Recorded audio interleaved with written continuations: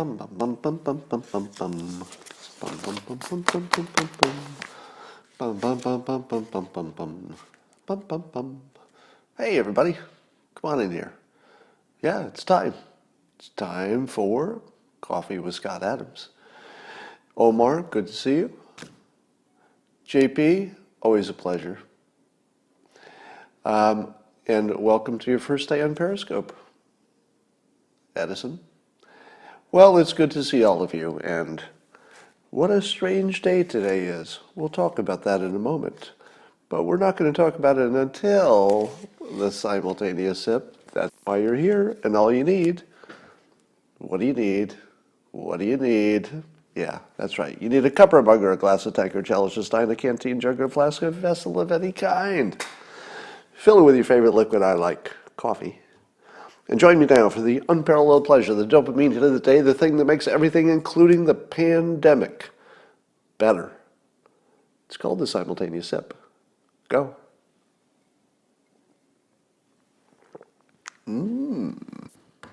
Yeah. Yeah. So let's take an accounting of all of the people and entities who have lied to us during a pandemic. Now, it wouldn't be big news that somebody lied to the public, because that's sort of every day somebody's lying to the public. But it feels to me that lying to the public during a pandemic about the pandemic, something important about it, that's sort of a bad lie. And so far we've seen the CDC tell us that masks don't work, an obvious lie. The World Health Organization, WHO, telling us that masks don't work, an obvious lie. China telling us that they've totally taken care of their problem over there, an obvious lie, as well as a lot of other obvious lies. The Surgeon General telling us that we shouldn't wear masks in the general public because they don't work, that's an obvious lie. And then, of course, the fake news in general. I don't have to give you any examples. But it's kind of remarkable, isn't it, that the entities that we thought we could trust, I mean, really, the Surgeon General, I think even this morning he was back on Fox and Friends, just lying to the public. And the thing is that it's one thing to lie to the public when they don't know you're lying or they can't prove it. But when they know you're lying, and you don't even have to prove it because it's just obvious that material stops air, or slows it down. So it's really quite remarkable that they continue to do this right to our faces. So I don't think you could listen to any of these organizations going forward. So I don't think you should trust the Surgeon General, the CDC, or WHO. You have to listen to them, but you're going to have to use your judgment, it looks like. Because apparently they're not committed to telling the public the truth for whatever reason or reasons. You don't need to know the reasons. You just have to know that apparently it's just not an objective to tell you the truth. So keep that in mind. President Trump has said something that you wouldn't expect to come out of his mouth. But again, it's part of the reason that he's so appealing to the people who like him. I'm talking about Trump. That he just says stuff that you're only supposed to think. You're not supposed to say it out loud. And then he says it out loud, and you think, well, I didn't see that coming. I didn't think he'd say that out loud. And he's doing it again, but in a very delightful way, because I like this. And so apparently, I don't know where he was, maybe on Fox and Friends or someplace, wherever he did an interview. Trump said, we want to always make sure that we have a great president. We have somebody that's capable. So this is Trump speaking. He says, I personally don't think Joe Biden is capable. The president said in an interview with Fox and Friends. And then he went on and said, quote, I wouldn't mind running against Andrew, talking about Andrew Cuomo. I have known Andrew for a long time. I wouldn't mind that. But I'll be honest, I think he'd be a better candidate than Sleepy Joe. And here's what's funny about that. That's 100% true. It's 100% true. The president is just saying it straight up that he doesn't think Joe Biden is capable. And it's just true, right? I mean, we're watching Joe Biden from his basement bunker struggle through to try to get through these little video things without gaffing, and he can't even do that. So the president's just calling it like it is. He's not capable. And the president said something that I've been saying. I've actually said this privately to Democrats, but also publicly, which is the country's a little bit exposed here. Because typically we've got, two candidates, maybe you disagree with their policies, but they could both do the job. They could both do the job. You just would prefer one over the other. But that's not what we have now. We have a dangerous situation where people over 70 are at risk. We've got a president who's over 70, and he's not wearing a face mask. Every time you see him, he's around people. He's at risk. We can't ignore the fact that our leaders, some of them might not make it. I mean, maybe in other countries more than this, but this is a real risk. And when I talk about the Democrats not having a viable candidate, I'm serious about that. That's not joking around. That's not politics. They need to give us a backup plan. What happens if, worst case scenario, something happens, Trump quits, whatever. We need a backup plan. And I'm talking about before the election so that we have an actual candidate we can elect. I'm not talking about, Mike Pence is a good backup, I think. In my opinion, I wouldn't choose Mike Pence for president, but is he a solid backup? Yeah. He's a very solid backup, so I'm completely comfortable with that. But are you comfortable with Joe Biden being the backup in case something happens between now and Election Day? How could you possibly be comfortable with that? Now, would Andrew Cuomo be a better candidate and a better president than Joe Biden? Yes, 1,000 times yes. And I don't even know that much about Andrew Cuomo, because I would say the same thing about almost anybody, right? Almost anybody. The Bernie folks are different because they've got a quite different view of the world. So you could argue maybe that's not better. But to have a mainstream Democrat who just can sort of do the job, a John Kerry, just somebody who could do the job. I feel like the Democrats owe the Republic that.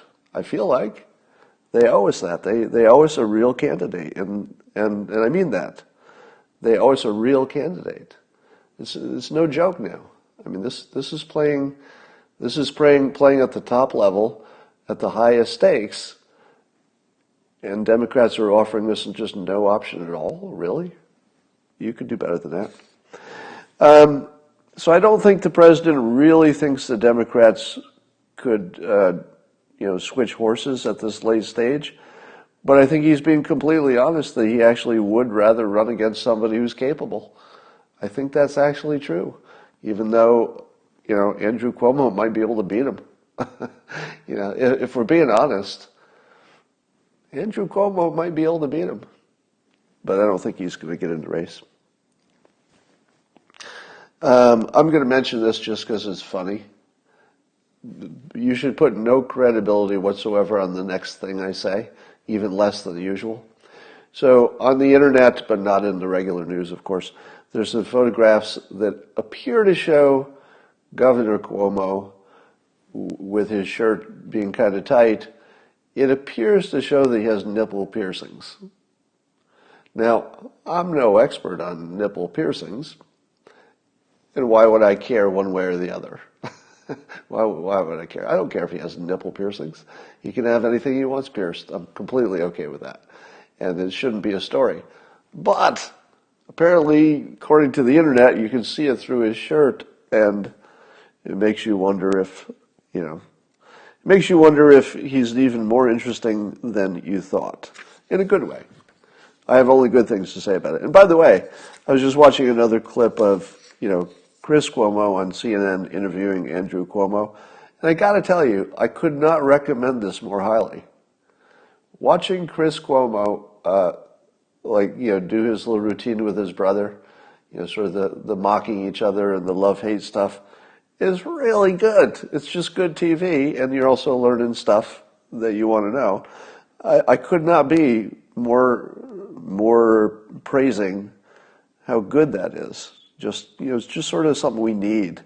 Like I feel like when we're all locked down, watching these two brothers, who love each other, mock each other, is just really good for the country's soul. One of Chris Cuomo's little digs at his brother Andrew. I had to write this one down because it made me laugh.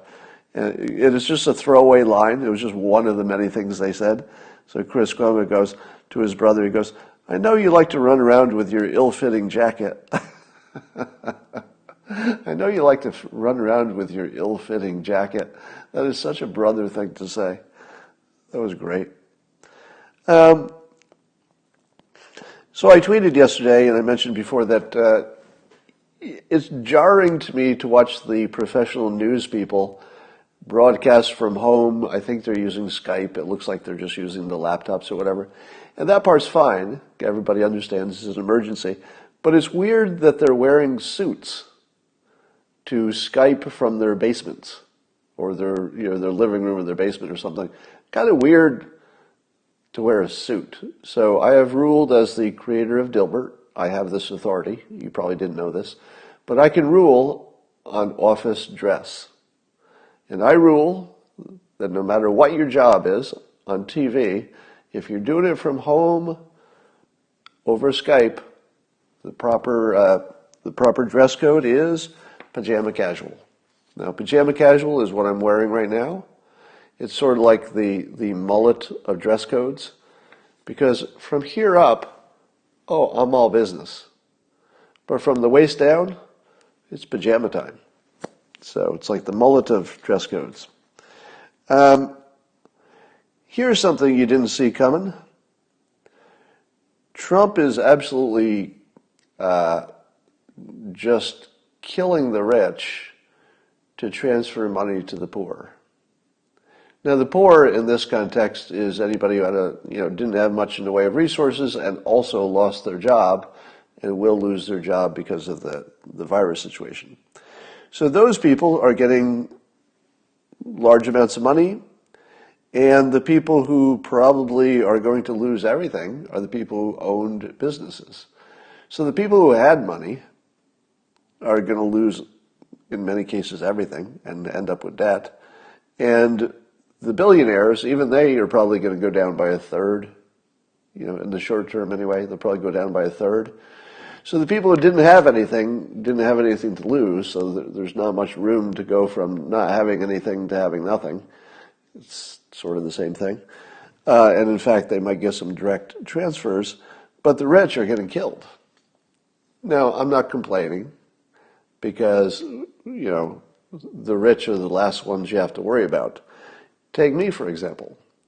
My job is basically gone. So my career will never come back after this, I predict. Because most newspapers won't be able to survive the downturn because advertising was already so bad and their model was so bad. So a year from now, I would suspect I will not be a cartoonist because there won't be a market for it the way there used to be. I'd still be doing it probably online and stuff. But in terms of my career is over, basically. I mean, this will be the last few months that there's something like a comic and something like newspapers. So I don't expect newspapers, maybe 75% of them will go out of business, would be my guess. And along with them, 75% of my income. But I'll figure it out. So I won't be in the breadline. I'm watching CNN. Try to find something to say bad about Trump. And so Gloria Borgia, one of their main personalities and pundits, she wrote an opinion piece saying that Trump doesn't have the same amount of empathy as Andrew Cuomo. Well, that's it? That's it? The best thing or the worst thing that Gloria Borgia could come up with about Trump and this handling of the crisis is that, oh yeah, he does have empathy. She didn't say he has no empathy. And she actually gave examples about how he talked about the hospital, Elmhurst, I think, in his old neighborhood, talked empathetically about somebody he knew personally who is now on a ventilator and in a coma. So she did say he has empathy and that he is actually displaying it. And she didn't really complain about his job, doing the job of the crisis management. But her complaint was that compared to Andrew Cuomo, he seems to not have as much empathy. That's it? Really? That's it? I mean, it should be noted that one of the things that Andrew Cuomo does better than just about anybody in politics is show empathy. He is sort of the, if you were going to have a contest and, put all the politicians in one place and say, all right, show us some sincere empathy. And it was like a contest where you could pick a winner. It might be Andrew Cuomo. He does seem to have exactly the right fit of charisma and personality and empathy, just the way he presents himself. He looks like he's, heart and soul completely engaged and empathetic. So, and the president is not famous for empathy being his, primary characteristic, but he's certainly doing it. He's certainly performing. I'll agree with you that compared to the best political empathizer of all time, Andrew Cuomo is really good at this stuff. He's not that good. But does that matter? I mean, it's like the least important criticism I've ever seen. All right, but who else was criticizing them? So Chris Cillizza, again, CNN critic of the president, he can't find anything to criticize, so he falls back on hallucinating that he can read the president's mind. And although the actions seem to be okay, there's something he can see penetrating the skull and peering inside that Chris Cillizza can see the president's mind. Oh, do you think I'm making this up? Does that sound too hyperbolic? Am I making too much of what Chris Cillizza said? Well, let's read his exact words. These are his exact words, Chris Cillizza. In Trump's mind, that's the first part of the sentence. He's actually telling us what's in Trump's mind in a direct sentence. In Trump's mind, the reason that people are watching the briefings is because of him. What? Really? Can we see inside his mind? And when we peer inside this mind of a stranger with our ESP, we can tell that the only reason he thinks people are watching the briefings is because of his good performance.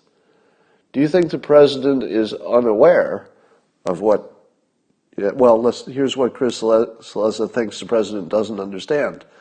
How do I know that Cillizza thinks the president doesn't understand this? Well, it's the sentence he wrote, which says, quote, he doesn't understand that. Because for him, it's always, always, always about him. Seriously? Is he just imagining that the president can't handle two variables at the same time? Because I also can't read the president's mind, but if I were going to make, let's say, a reasonable assumption, wouldn't you say he can handle more than one variable at the same time? Don't you think the president has some notion that people are watching the briefings to get information as well? Not just for his performance? You don't think the president's caught on that there's some transfer of information that people would find valuable and useful and would tune in for it? You don't think the president's caught on to that at all, Chris Cillizza? He's just blind to that. He just thinks they're watching because his performance is good. And you're so confident in this opinion you would write it directly and publish it?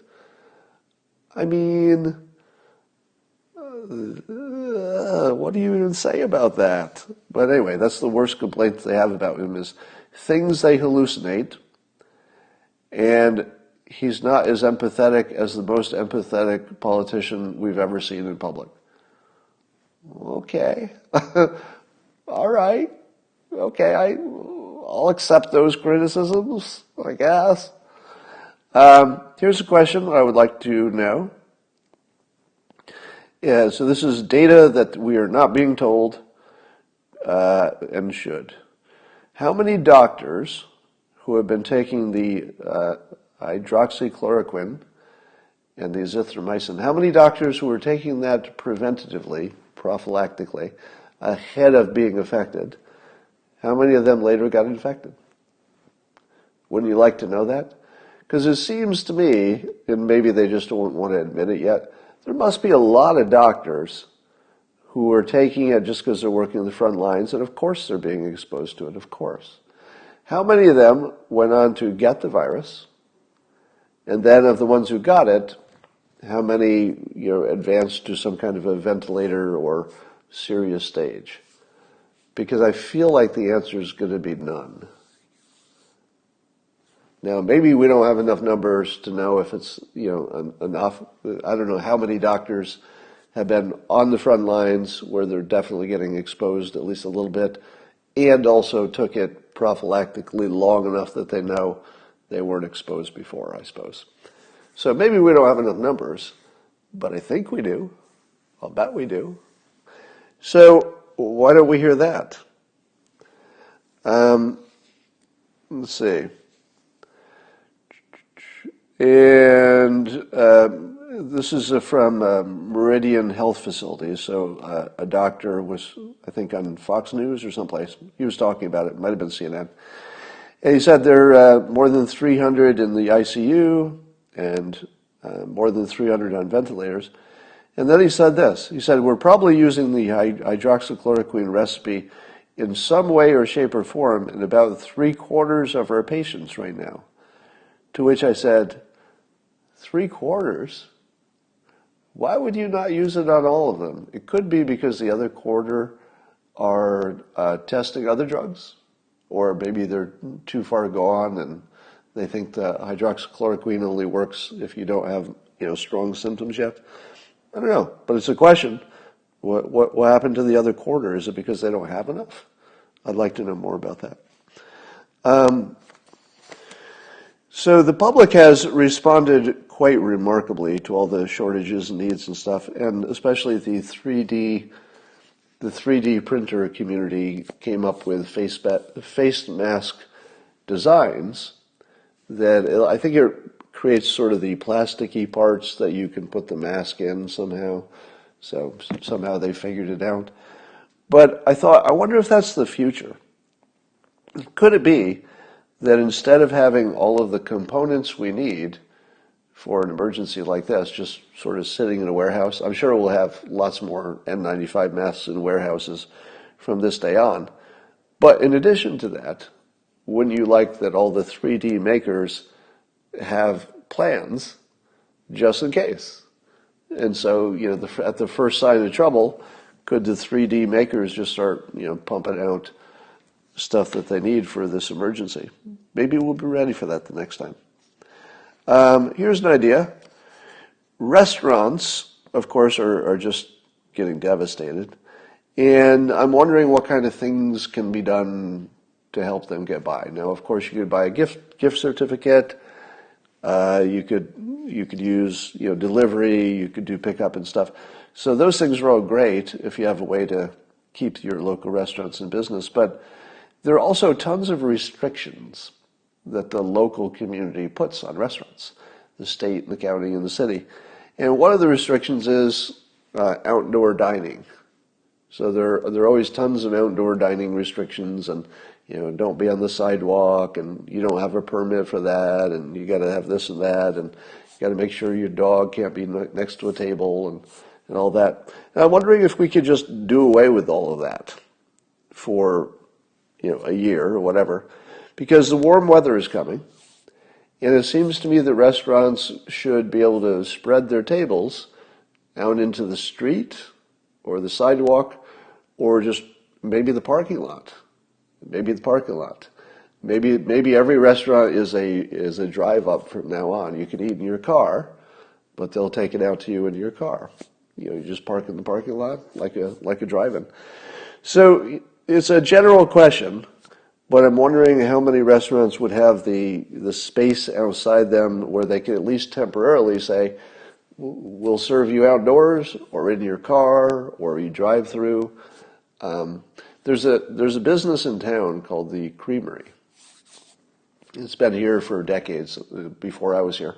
So I don't know, it might be 50 years old, but it's a local institution. And what it is a drive-up soft ice cream place. And all summer and even much of the winter, there's a line out in the streets, and you get in your car and you just get in line, and they'll take your order while you're in your car, so that by the time you get up to the front in your car, they have it ready for you and they're handing it to you and you drive away. And it is insanely popular, even though it's a little bit inconvenient, but you never get out of your car. And I've often thought that a part of the magic is that the kids are bugging the parents, hey, go to the Creamery, and the parents are thinking, if I had to park and I had to get out of my car, I'd probably just say no. You've had enough ice cream. But because I can just sort of drive up and I'm already in the car and the kids are in the car and it's only across the street, it's hard to say no. Because all you have to do is drive over there and suddenly you've got ice cream. So I think we should think expansively and think about dropping a lot of regulations, including, bring your bicycle, bring your dog, eat outside, eat in your car, just all of that. Just make it all possible and let people see what they can do.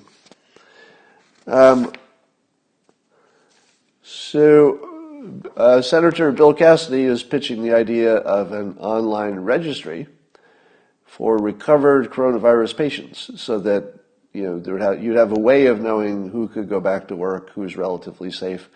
We're still thinking that having it gives you some degree of immunity, but I think there's a little bit of a question mark on that.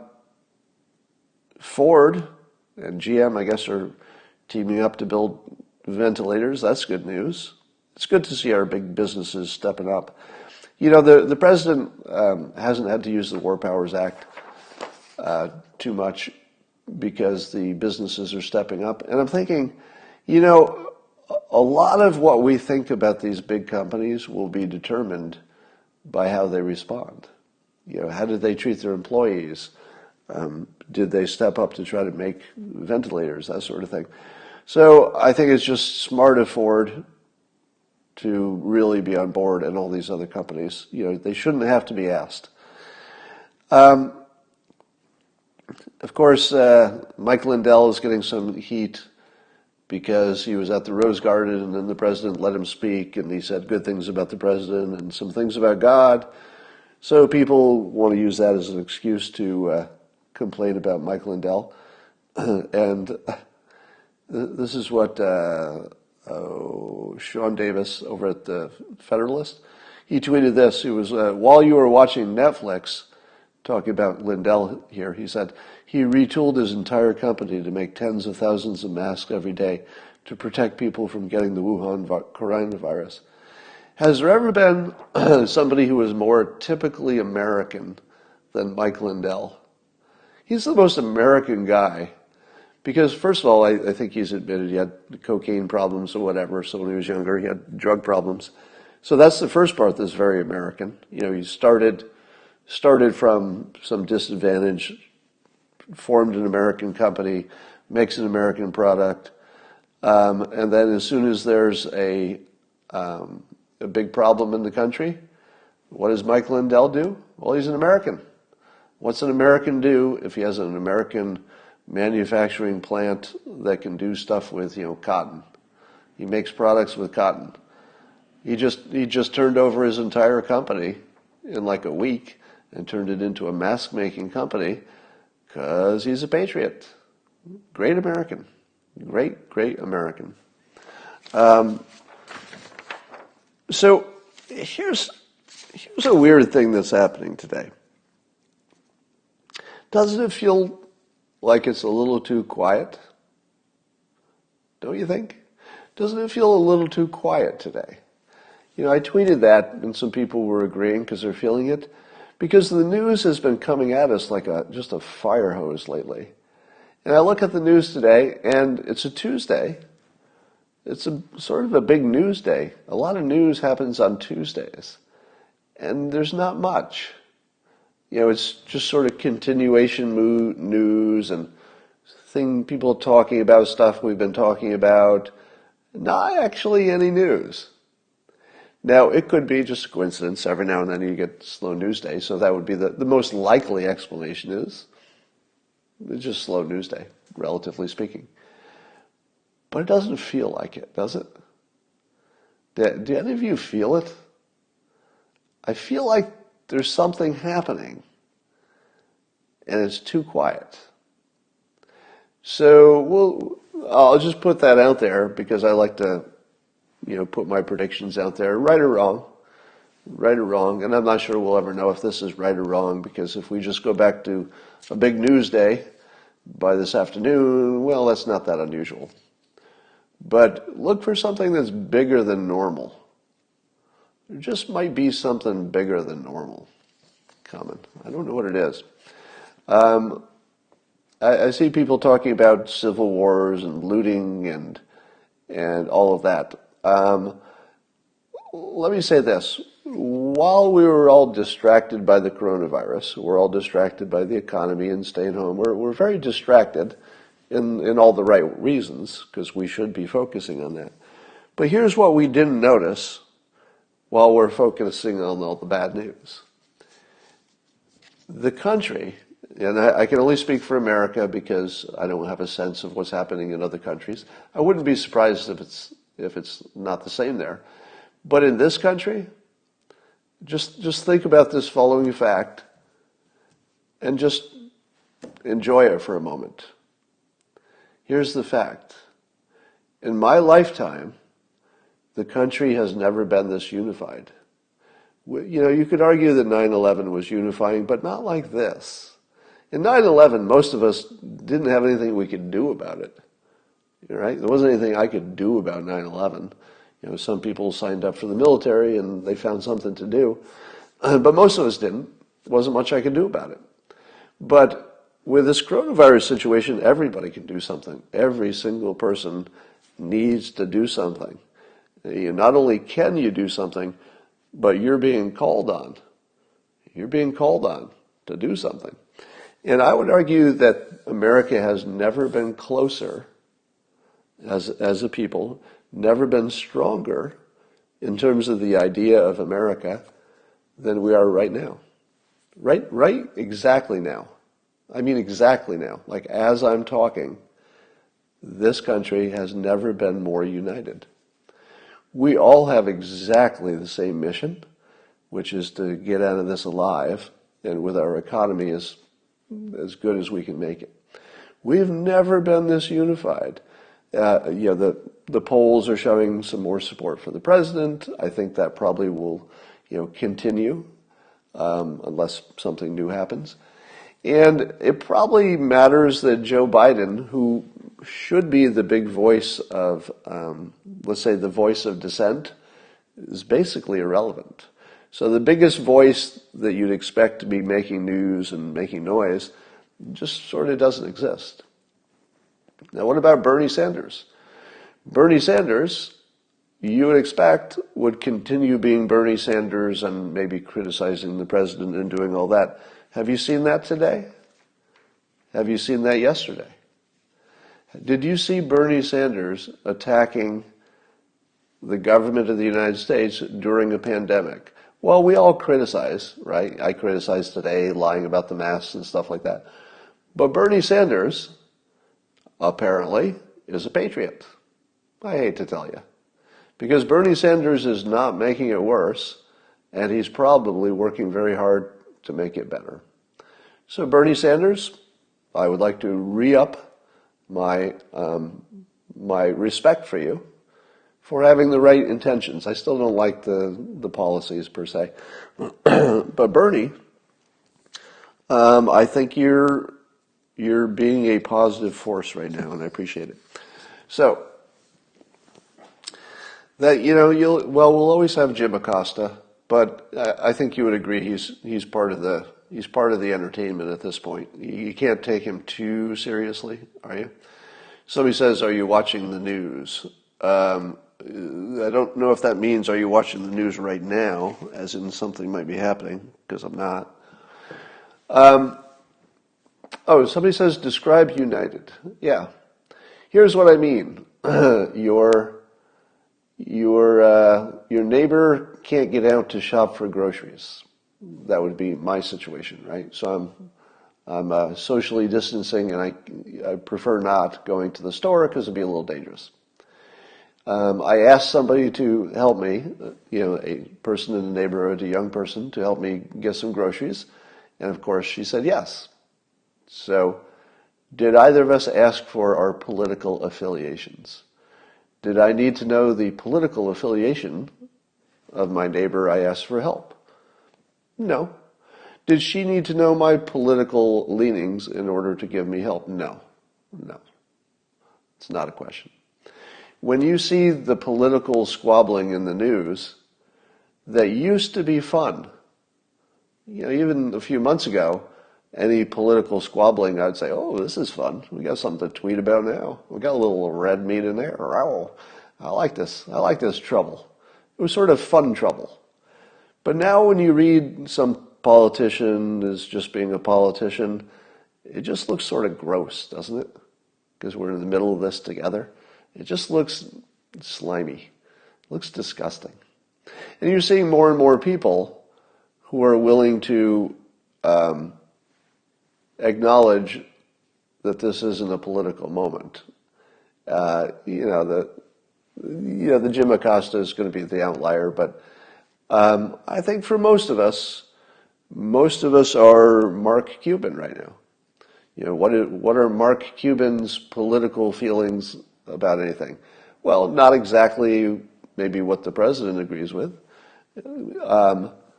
But is Mark Cuban being political, or is he just helping his employees, being a leader in a time of when we need lots of leaders? He's doing that. And it's not political. He's just trying to help his country. What am I doing? Trying to help the country. What are you doing? Trying to help the country. So the point being that I think even our racial divisions, our class divisions are looking better than ever. Now, there's sort of a Robin Hood thing happening because, as I said, you're watching the rich very willingly give up their money, or a portion of it. They're still going to be rich, but you're watching the rich completely committed to what do you need. I mean, that's what I see. To me, it looks like the rich have universally said, "Just tell me what you need." Nobody's saying no. Have you seen any rich people be asked for something and then they say no? I mean, maybe it's happening, but I'm not hearing any stories about that. I'm hearing yes. Company, will you do this? Yes. Person A, will you do this? Yes. Now, this is also true of everybody who's not rich. You non-rich person, will you do this? Yes. Yes, I will. There's more yes happening in this country right now. Like literally as I'm talking, there are more people saying yes and more people saying, "How can I help you?" and fewer people saying, "What do you believe about politics?" than ever in my lifetime. So just sort of enjoy it. There's going to be way more bad than good during this next few weeks. Way more bad than good. But that doesn't mean you can't appreciate, the little spots of life that are actually kind of special, that are beautiful in their own way. And somebody says, "OMG, Scott, you're in a fantasy. Things are falling apart where I live." Well, I don't know where you live, but I doubt that you're going to see looting. You're not going to see society falling apart. I believe that we are stronger than we've ever been mentally, spiritually, and scientifically. And we're probably the strongest we've ever been. The economy is going to take a serious pounding, though. I will. I know I'm going to My life will be very different after this, apparently. So, and most of yours will as well. But we're going to be better off in the long run. Why the term social distancing rather than physical distancing? Well, it's a good question. Social does sound friendlier. TDS boomers attacked my wife. Well, I don't know what that's all about. I keep seeing people saying Trump called COVID a hoax. I think we're past that. Are all teachers being paid? I don't know. Good question. My guess is yes.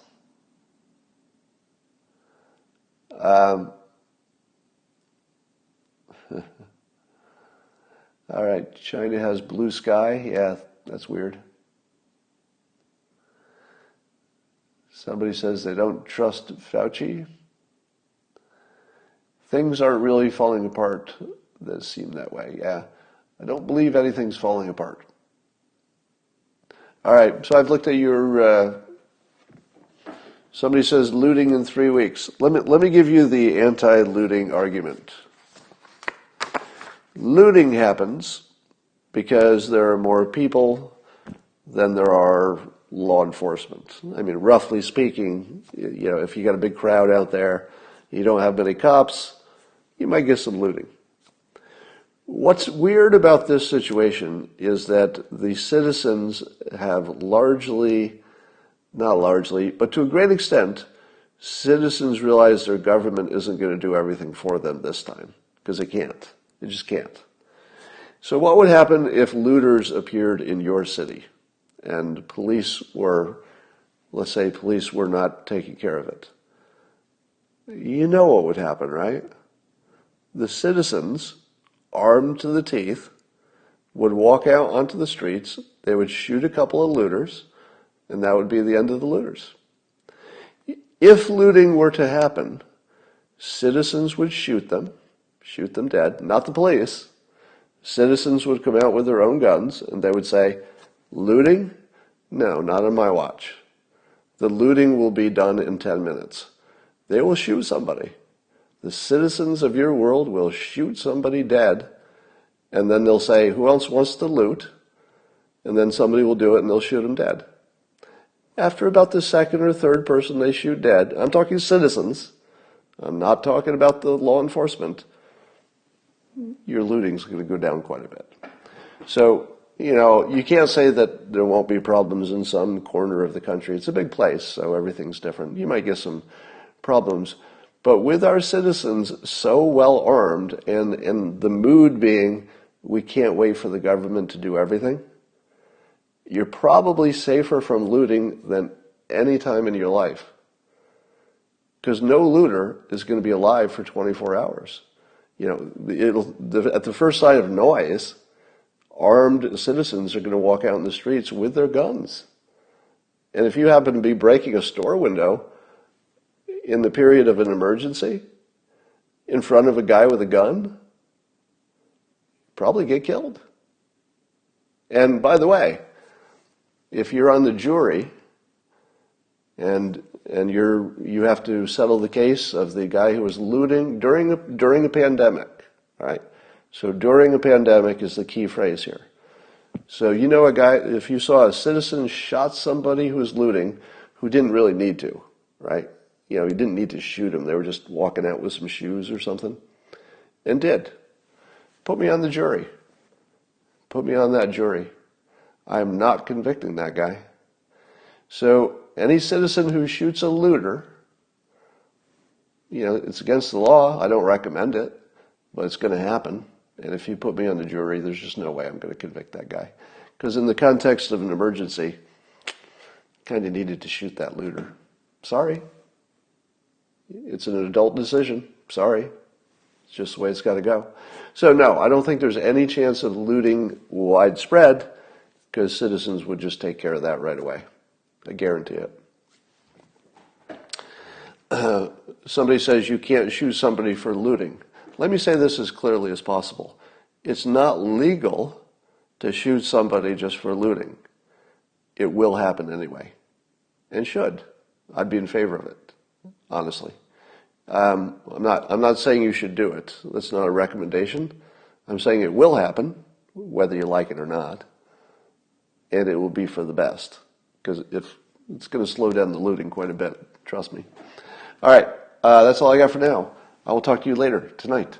You know when, 7 p.m. my time, 10 p.m. Eastern. Talk to you later.